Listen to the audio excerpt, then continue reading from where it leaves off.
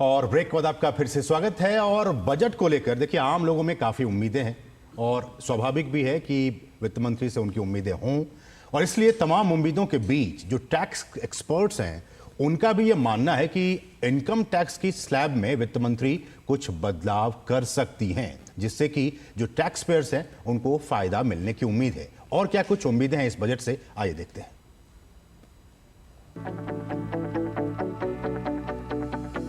Budget के साथ हर किसी की उम्मीदें जुड़ी रहती हैं। संसद में जब वित्त मंत्री निर्मला सीतारमण बजट पेश कर रही होंगी, टैक्स पेयर्स की नजरें भी उनकी तरफ रहेंगी।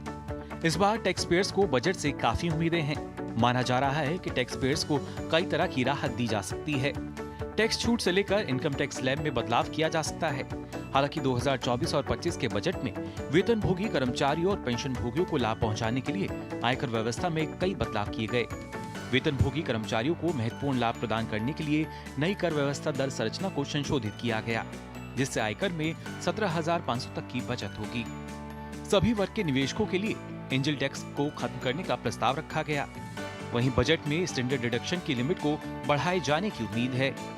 एटीसी के तहत कटौती को बढ़ाने की मांग काफी टैक्स पेयर कर रहे हैं, जिससे कर व्यवस्थाओं में सुधार और राहत की उम्मीद लगाई जा रही है।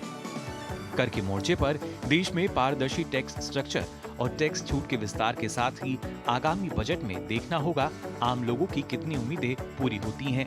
लेकिन इतना तो तय है, इस बजट में सरकार की तरफ से विकसित भारत के आर्थिक विजन की झलक नजर आएगी। Bureau report, DD news. तो अब से कुछ ही देर के बाद वित्त मंत्री निर्मला सीतारमण संसद भवन